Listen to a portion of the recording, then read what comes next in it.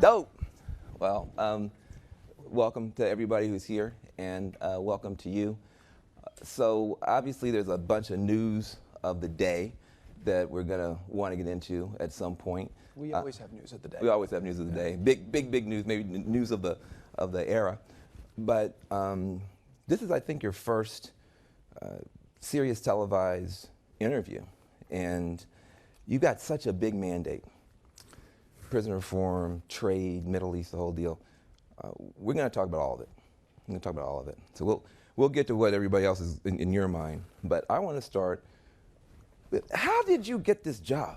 I mean, it's like you have like the dopest job in the world, like the secretary of everything. Did they bug you when they call it secretary of everything? Yes. Yes. That's good. So you're a business guy. How did you wind up in this position? So first of all, thank you for having me, and thank you for all the work that you've done with me on the prison reform effort, which I know we'll hopefully get a chance to talk about. But I did not plan my life to go into politics. I had a good life. I have a great wife, a great family. I was working in business. I had several companies, and my father-in-law announced he was running for president, and that was something that he did. Yeah, we noticed. Yeah, CNN definitely noticed.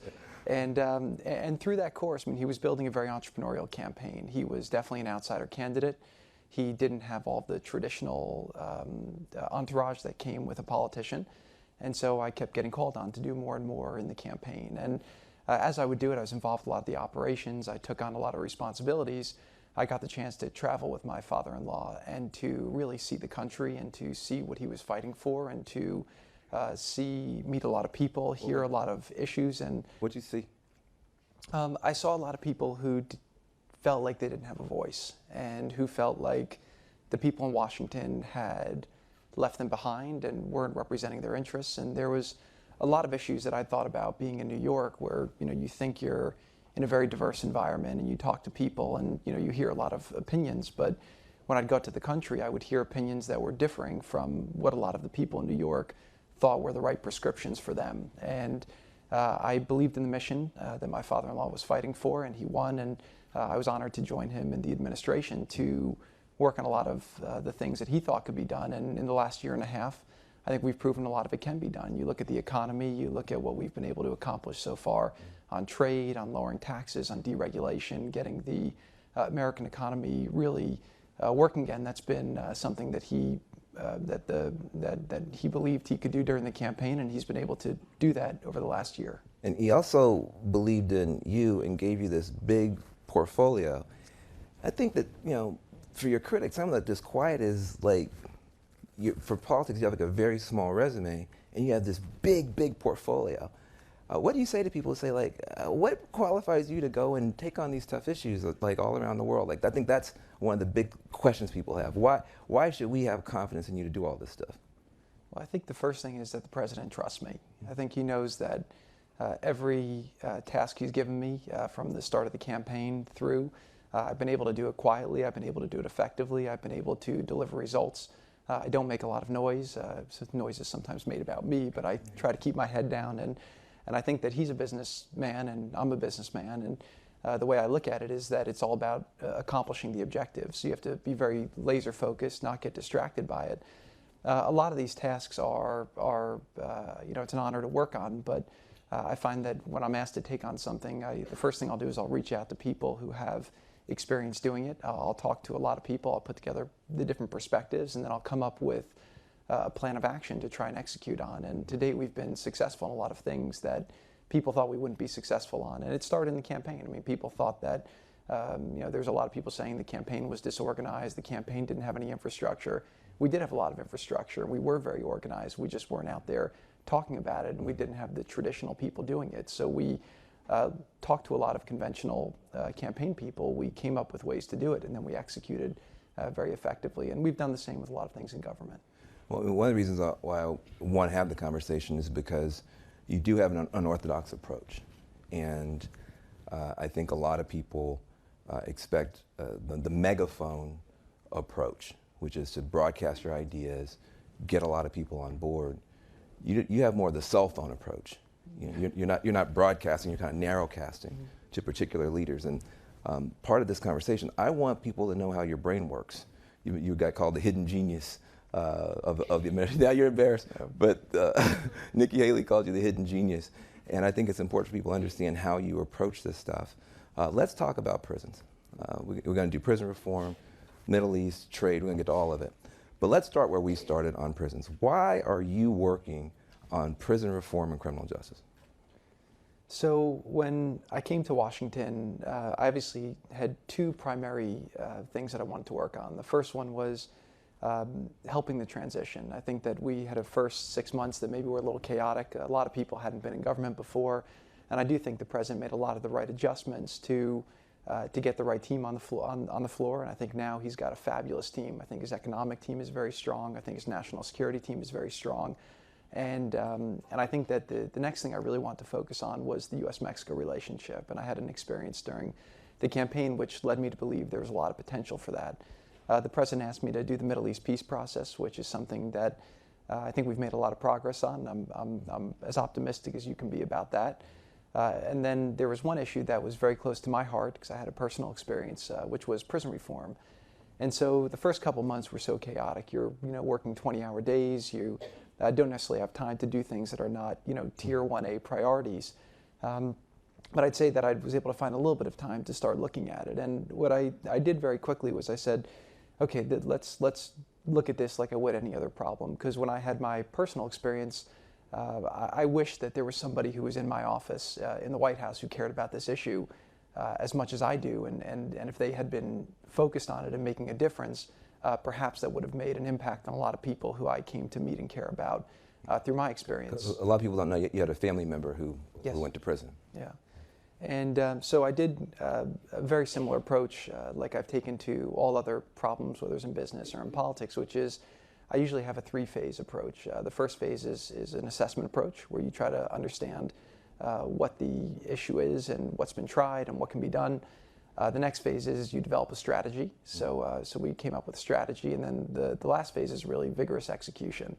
What I found through the assessment phase was actually quite surprising to me, which was that there really was a lot of bipartisan support for this issue in the sense that a lot of the conservative states have been leaders on this issue, saying that the prisons have become too full. We're spending too much money on warehousing people. We should be figuring out how to improve people so that when they get out, they can become productive citizens again. And they've been very successful in conservative states like Texas and Georgia and many more, and Kansas. And then the Democrats obviously have liked this issue for a long time because they believe in a lot of things that work very well with this. So that was the first thing I found. I saw that 95+% of the people who are in prison are going to get out eventually. We have 650,000 people who leave prison every year, not just in federal, in our whole country. Out of those 650,000 people, 400,000 of them will commit crimes in the future. That's just the statistic right now. So if we have these people in our custody now, instead of warehousing, we should be figuring out how do we help them get the skills so that when they get out of prison, they get a real second chance and they become productive members of society as opposed to spending their time in prison learning how to become better criminals. Look, this is my heart and soul, as you know. I've worked on this issue for 25 years, and I've always said I'll work with anybody or against anybody to try to get something positive done. But I think there's just like an incredulity that people have. This is like, Donald Trump cares about people in prison? Because his rhetoric is so tough on so many different people. It's just so hard to people to believe. So I get that you care. Does the president actually care about this stuff? So when I finished my second phase, which was the strategy phase, I had one small problem, which is that I hadn't really spoken to the president about this issue yet. So that was after about a year of really research and bringing in a lot of people from different places and coming up with what we thought was a good plan to really try to make progress. And so because I serve obviously at the pleasure of the president, this wasn't an issue he campaigned on. If you're a mayor or if you're a governor or if you're a senator, this is an issue that has frequency. If you're a business guy, this doesn't really come up unless you have a personal experience. So we set up a meeting with the president, like with all policy processes. And one thing I'll say is that now we are in a place where we make sure the president's properly briefed and has all the different sides and all the issues, and I think that's why he's able to make a lot of the great decisions he's been making. And we went through the issue, and I'll remember that one of the people in the room when we presented it said to him, first we went through the statistics, we started explaining kind of the problem, how these people, they obviously have problems, which is why they commit crimes in the first place, and then they leave prison with the scarlet letter of having a criminal record.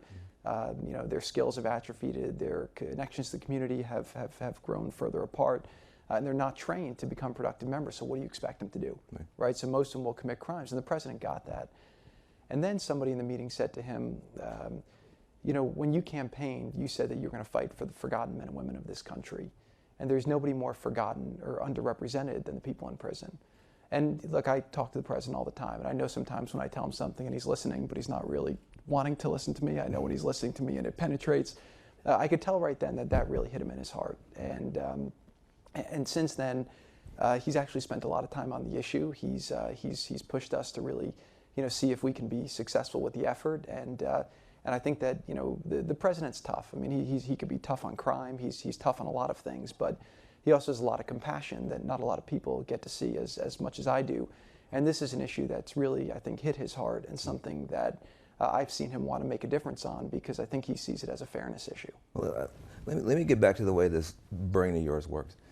How did you then get Trump and Pelosi on the same bill? In other words, the First Step Act, the bill you've been pushing, it got through the House 360 to 59. The bill would have 100,000 federal prisoners able to earn their way home earlier. It stops women from being abused. But nobody's been able to figure out how to do something that you figure out how to do. You have Trump and Pelosi on the same bill. Briefly, how did you do that? So it starts with the fact that we had a very good substantive bill. I mean, you described it very, very quickly, but one of the things that it does is it creates, in business, I would always say, if you can't measure something, you can't manage it.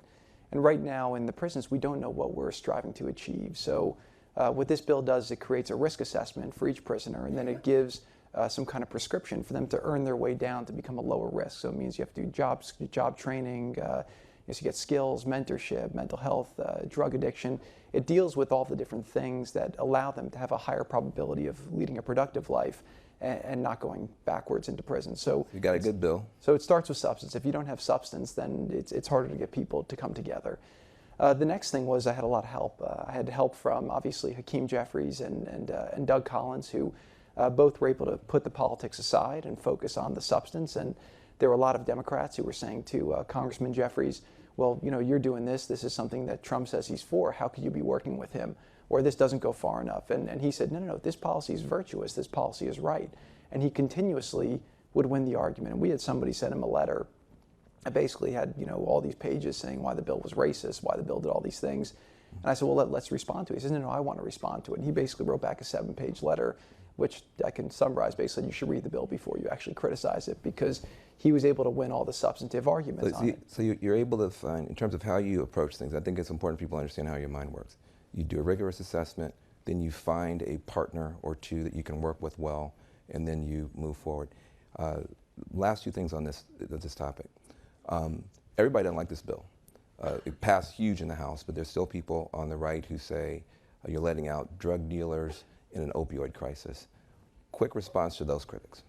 So the way we were able to overcome that in the House is that, yes, people have the ability to earn marginal, decrease in their sentences, but the operative word there is earn.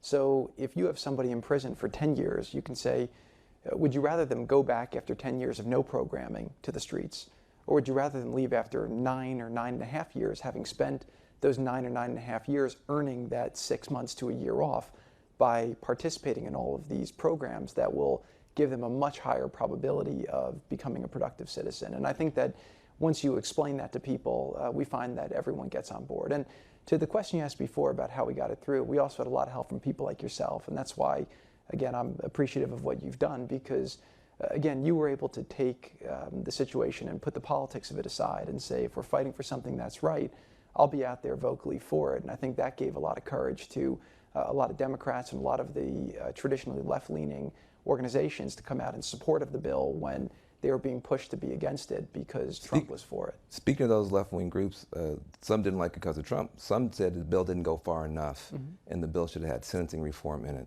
Last question. Respond to those critics who say, why don't you put sentencing reform? It's one thing to make the prisons better, send people home job ready, but why don't we put fewer people in prison in the first place? Yeah, so in Washington, I find there's a lot of different people. You have the ideologues who are, they're great at making speeches, and I respect them because they really do believe in the things that they believe in. And I do think most of the time it comes from a very genuine place. I think you also have the pragmatists, and I try to be more of a pragmatist where, for me, I think that if both sides got exactly what they want, then you'd end up with nothing, which is what's happened for the last 10 years. And I think the process of Washington is bringing people together. And, everyone says Washington's broken. And the time I've spent on this bill actually shows me that our system of democracy is really an amazing system because it shouldn't be easy to get laws passed. You should have to fight. You should have to bring people together. You should have to win the arguments, not fight in the way that maybe people are fighting now sometimes. But you should have to fight for the things you believe in, and you should have to really make progress. And what I would tell these people is that, look, this bill will help 100,000 people find a way to not become future criminals, to become productive members of society. These people have families. If these families can have these people back spending their time improving themselves and back sooner, that's a win. And, sentencing reform, one of the senators who's very smart said to me, that the sentencing reform is basically impacting people who haven't committed crimes yet, whereas the prison reform is helping people who are in prison today that if we don't help them, their probability of committing future crimes is much higher than it should be if we implement these programs. So it's called the First Step Act. The goal is for it to be the first step towards hopefully broader reforms. There's more we can do. We're modeling this off of what they've done in states like Texas and Georgia, where it's proven to be very successful. And hopefully we'll get this done, and then there's additional steps we can do. So I'm for progress, I'm for moving forward, and I'm hoping that a lot of the people in the House and the Senate will be with us as well. Well, I think your passion and commitment on it is obvious. The clock is not our friend, so I want to move on to other topics. You've got also on your plate the Middle East. This situation that happened is so horrific. People around the world are concerned about it. A couple of questions. Do you believe the Saudis' account of what happened to that journalist? Do you believe that there was a fist fight and then the guy died and then they forgot to call the ambulance and instead called a bone saw person? And I mean, does that strike you as credible? So let me go back to the first thing you said, which is I don't have the Middle East. I was given the Middle East peace process between the Israelis and the Palestinians, and I've dealt with a lot of the other regional partners in that effort. The president has a great foreign policy team led by Secretary of State Mike Pompeo and Ambassador Bolton, and Nikki Haley's done a great job at the UN, and Secretary Mattis. So we've got a great team, and I have one small component of it. With regards to the situation in Saudi Arabia, I'd say that right now as an administration, we're more in the fact-finding phase, and we're obviously getting as many facts as we can from the different places, and then we'll determine which facts are credible, and then after that, the President and the Secretary of State will make a determination as to what we deem to be credible and what actions we think we should take. I'll also say that we have to be able to work with our allies. And Saudi Arabia has been, I think, a very strong ally in terms of pushing back against Iran's aggression, which is funding a lot of terror in the region, whether it's the Houthis in Yemen or it's Hezbollah or Hamas. We have a lot of terrorism and in the region. The Middle East is a rough place. It's been a rough place for a very long time. And we have to be able to pursue our strategic objectives, but we also have to deal with, obviously, what seems to be a terrible situation. Well, let's just stay with it. So, I mean, you said that you're going to try to get to the facts. Do you trust the Saudis to investigate themselves? I mean, it seems like MBS is like the prime suspect, and he's also the prime investigator. I mean, do you trust the Saudis to sort this out? Yeah, like I said, I mean, we're getting facts in from multiple places, and then once those facts come in, the Secretary of State will work with our national security team to help us determine what we want to believe and what we think is credible and what we think is not credible. Yeah. Even Trump says there's like deception and lies. I mean, do you see anything that seems deceptive? I see things that are deceptive every day. I see them in the Middle East. I see them in Washington. And so again, I think that we have our eyes wide open. I think that, again, the president is focused on what's good for America. What are our strategic interests?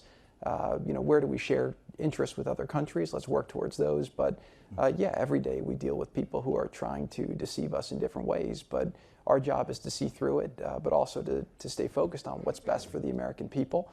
And the president's fully committed to doing that. What advice have you given the president in this situation? The advice I've given the president in this situation, like in all other situations, will stay between me and the president. So. In the reports it says that you wanted to give the Saudis more time and more space. How accurate is that kind of stuff? I learned this probably very much more in my first 6 months, which was that when I talk to the president, I make sure I am just talking to the president. So there's been a lot less reporting on kind of what advice I give him and don't give him. And I think we both learned to make sure that that advice stays between us. So again, unless these people have magic sources, I don't know how their reporting's been accurate. What kind of advice have you given MBS in this whole situation? Just to be transparent, to be fully transparent. The world is watching. This is a very, very serious accusation and a very serious situation, and to make sure you're transparent and to take this very seriously. How do you respond to that? How did he respond to that counsel? We'll see. I mean, I know that the Secretary of State had some good meetings over there, and we'll see.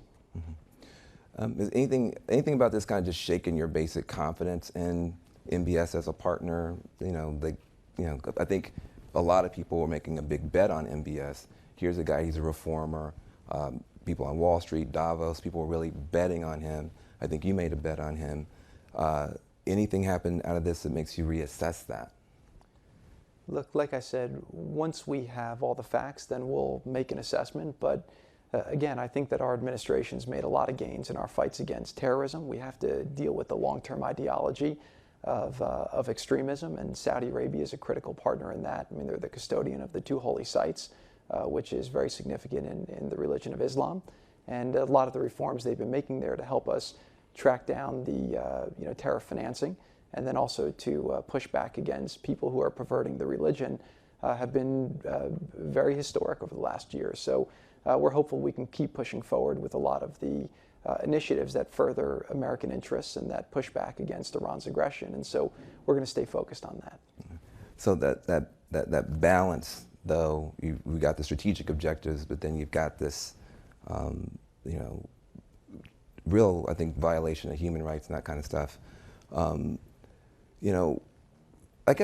think the core of it, like the people who are like mad at Jared Kushner right now, is I think people feel like we got this American prince, he's making friends with the Saudi prince, but the Saudi prince like killed the dissident, and it's your fault because if you hadn't been friends with him, he wouldn't have felt like he could get away with it. How do you respond to those kind of critics?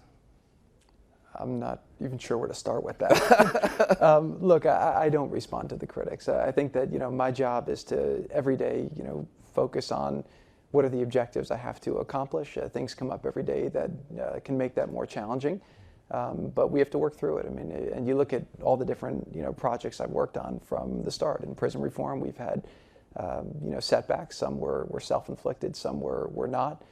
In the Mexico deal and the Canada deal, we had a lot of setbacks. Some were self-inflicted, some were not. But again, there's a short period of time that you're serving in government, and what we have to be doing is figuring out how do we leave our government much better off than we found it. And I come in every day trying to figure out how do we push forward to accomplish the objectives that will make the American people better off. And so I don't really spend a lot of time worrying about the critics. If it's somebody who knows me, somebody who I respect, and they want to give me advice or tell me something I'm doing wrong, I want to hear that.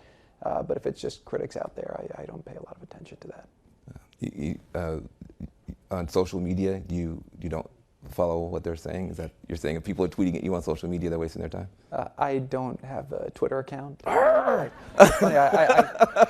did build the campaign's digital operation. I worked very closely with people, but I learned that from a lot of the technology companies I worked with in terms of how to do that. But I mean, social media is a crazy world out there, and you know, you can spend a lot of time. There's a lot of very reasonable people in this country who are, you know, want to see things get forward, and they're not spending their time as much on that. But you know, some people find it very useful. I personally, you know, I think there's just a lot of noise.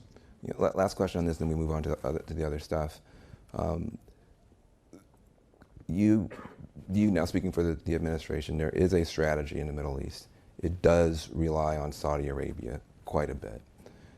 Has anything happened in the past several weeks that, you know, causes a reconsideration of relying on the Saudis as allies? Is there any adjustment that you think might be worth considering? And then also, what punishment do you think is appropriate for the Saudis if they did it? Just trying to understand going forward, is there a punishment that makes sense, and is there a readjustment that makes sense? Yeah, so I wouldn't say our strategy in the Middle East relies on Saudi Arabia. I'd say our strategy in the Middle East relies on, you know, what are America's interests, what are our strategic interests, and then how do we utilize all the things that are available to us to try to push those forward. You know, if we have people who share those interests, we'll work with them. If we have people who are working against those interests, we'll work against them. And so I would say that things are not really static. They're always fluid and dynamic. And so we're always readjusting and reassessing, and we'll continue to do so. And to your second question, you know, we'll really see what the facts come back as and what we do, and then we'll make a determination. Okay, good. We did prisons. We did the Middle East. Well, actually, we did Saudi Arabia. How are we going to get peace in the Middle East? By the way. So this is, I think we've made a lot of progress, and you know, the president's done a very good job of not allowing the old ways of thinking to constrain his actions, not just in the Middle East, but even here at home, and the way he's dealt with a lot of the issues. So what we did when we got to the Middle East, I did the same approach, which basically was to go out and talk to people and to understand kind of, you know, what had been thought of, you know, what the situation is today. I spoke to a lot of the people in the region. I spoke to the past negotiators, and what I realized very quickly was that is that we've been fighting about the same thing for the last 25 years in the conflict, but we haven't, but not a lot's changed. And so what we did is we took an approach where we thought we would create a very in-depth document that goes through the issues, and we thought something much more prescriptive. I've always found that with conflicts, when I was in business, when you're fighting over a concept, it's much easier to disagree than when you're fighting about specifics. And that's actually a big part of how we got to the finish line on the USMCA, is that we got people to really go into the granular details. And I think that we're hopeful that on the same we can at least isolate where the disagreements really are, and then see if we can make progress. I think that what we'll put forward will hopefully be something that people realize there's a lot more reasons to be for it than reasons to be against it. And I think that there's a bigger gap between the negotiators than there is between the people. I think the people want to have a better life. They want to have better opportunity. And I think that what we're working on will allow both the Israelis to have the security they want, and to allow the Palestinian people to have the opportunity they want, while respecting a lot of the bigger issues. Look, I don't think anybody can argue with those as principles and those as ideas, but you know, other people have come up short. And this is the one area dealing with the Palestinians that feels to me a little different, in that you don't have that partner with the Palestinians. You're good at that partnership finding. How are you going to get it done without the Palestinians with you? So one thing about this vial is there's about 1,000 ways to fail.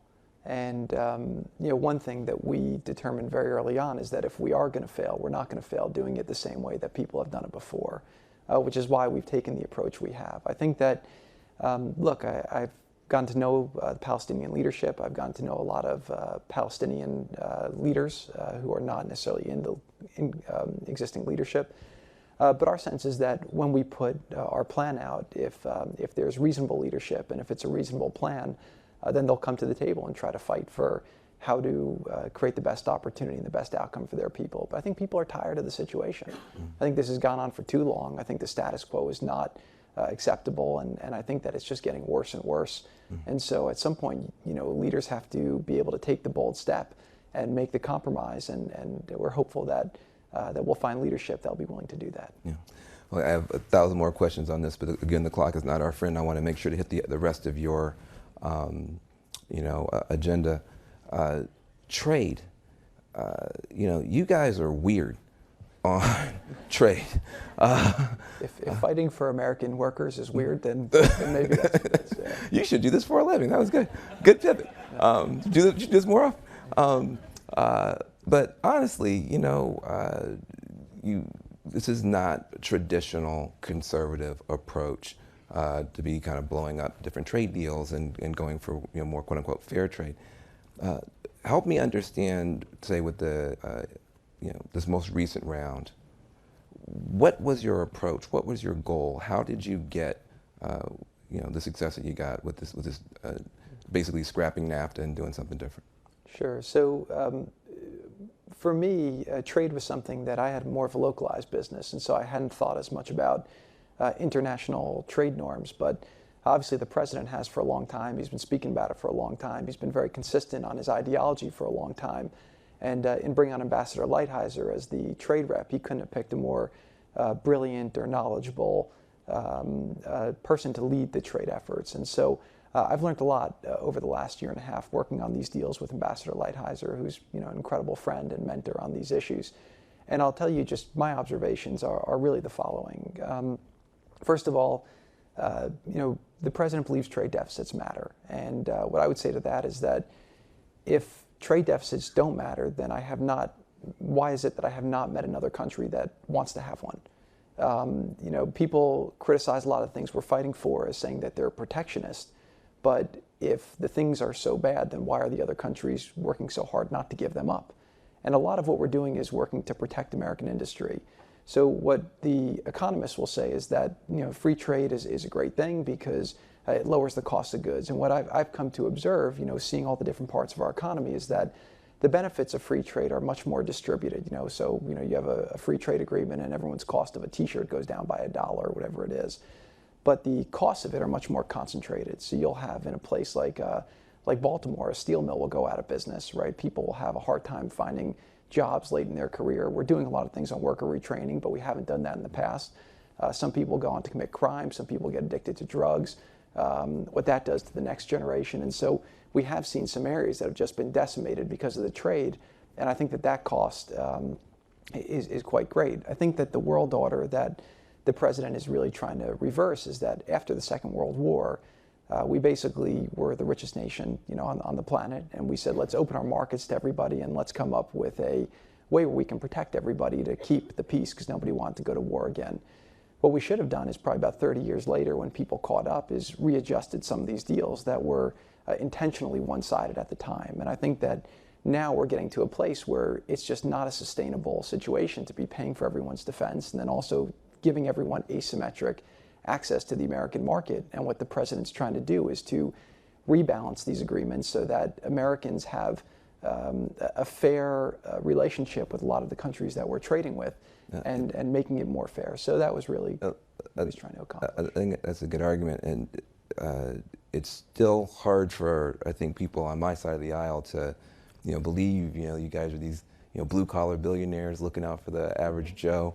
What about labor unions? Do you think that is it part of your agenda to rebuild our labor unions? Or does that not? We've engaged with the unions. Again, I think that a lot of the labor union members voted for the president because I think they liked what he was saying about trade. We were able to get in this agreement a lot of protections for labor unions down in Mexico, a lot of increased environmental standards, protections for labor rights, which are important. I think that. How'd you get that done? I want people to understand your brain. How did you get that done?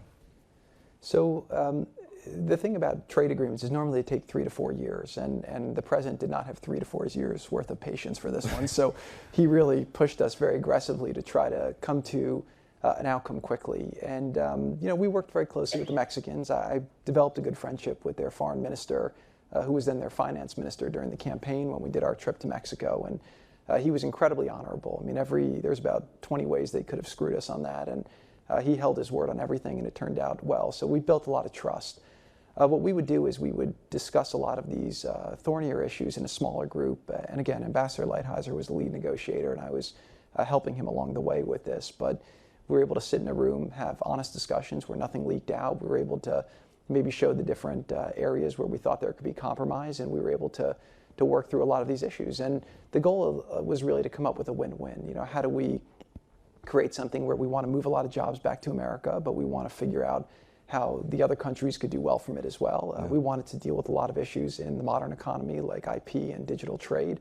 And then we also want to deal with the assault that a lot of our markets are under from non-market economies, so deal with currency manipulation, state-owned enterprises, and a lot of other issues. And ultimately, it was really just coming together. We had a very close relationship with the Mexicans and with the Canadians, and we were able to sit across the table, lay out where we had disagreements, and then figure out how we can come to what we thought were win-win outcomes. I want to move on to my lightning round of other stuff, since you're here. Trump.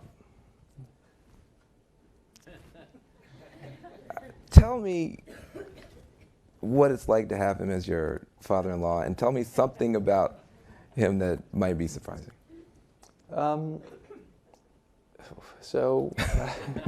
I can definitely say that he's a very special person, and I've really enjoyed getting to know him over the last, I guess, decade since I met Ivanka. And working with him over the last couple of years has been very interesting. I'll give you maybe two quick things. One is the more time I spend with him, working with him, the more I realize that I don't bet against his instincts. His instincts, I think, are absolutely phenomenal. And on trade, on a lot of things. I mean, we'll have issues where there'll be a lot of conventional wisdom, saying that it should be one way, and he'll be able to process it and say, no, that's wrong, and go this way.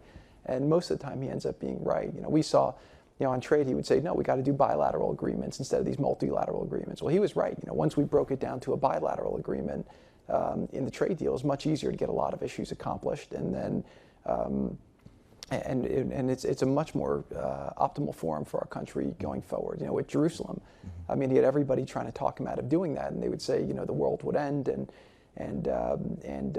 he had the courage to make that decision. And I find every day there's issues where people say the world's going to end, and then the next morning the sun rises, and then the sun sets, and we keep pushing forward. The other thing I'll say, which maybe is more personal, is that he's actually an amazing father. He has a lot of respect for his father. He talks about his father all the time. And he's a great father to his children, and a really great grandfather. I mean, we work very long hours in the White House, and early on, my kids would come over to visit me for dinner some nights when I'd be staying late.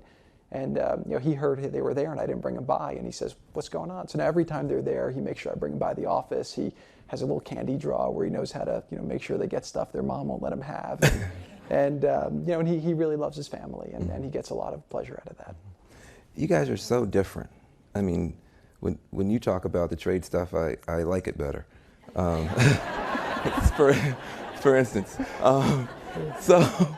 But I could never be elected president. Well, but I mean, how do you, I mean, there must be times where the differences, are painful or frustrating. How do you deal with that? Just have open dialogue. I mean, he's one other thing people don't realize, that he's very receptive to differing viewpoints. I mean, he's a very flexible thinker. I think he's a pragmatist, and he'll have very strong opinions. But if you get the opportunity to come and sit with him and make your case to him, he'll definitely listen. He may agree, he may not agree, but I find that he's incredibly receptive to thoughtful arguments. And do you find that you're better able to make those behind-the-scenes cases now as time has gone on? Do you feel like you have more influence or trust, or do you feel like every day you kind of have to earn it and prove it, or how does the relationship feel to you in its growth? Well, I agree with a lot of the things he's pushing for, so I'll make the case on certain things, but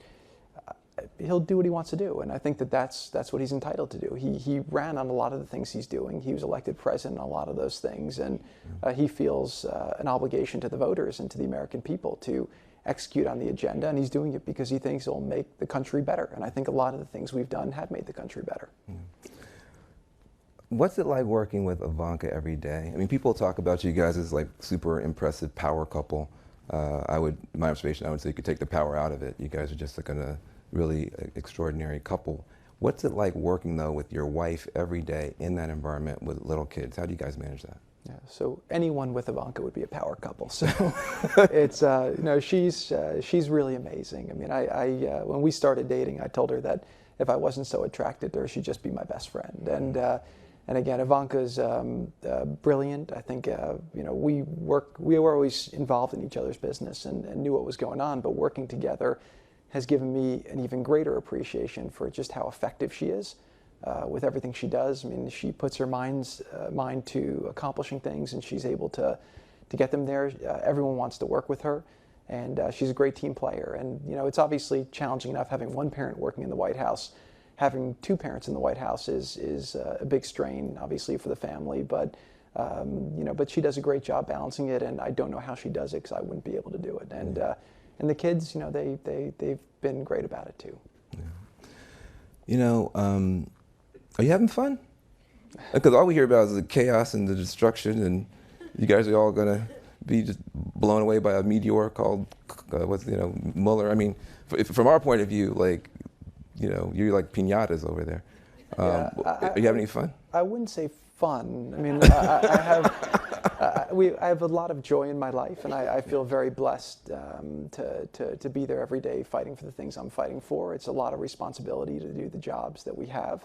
But I'd say more invigorated by it. I think that it's obviously the challenge of a lifetime, and again, like I said, every day we're in the arena, we're fighting forward, and I think when people look back, a lot of people get caught in the day-to-day, and they look at maybe some of the more colorful personalities. But one of the big blessings of this is we work with so many incredible people, and you have obviously, I always say, you got the waves and the action above, but then you have everything that's happening below the water, where it's calm and everything's moving forward. And this president's hired and attracted so many incredibly talented people who care about this country, who want to make things better, and who aren't afraid to make the tough decisions. And I think that when this presidency's over, you'll look at the full body of work, and you'll see that a lot of progress is made on a lot of fronts, maybe that don't get covered every day on CNN. But I think you'll see a lot of progress. Well, I'm looking forward to that day when that presidency is come to its end. Let me ask you: are we going to beat you in the midterms, Democrats?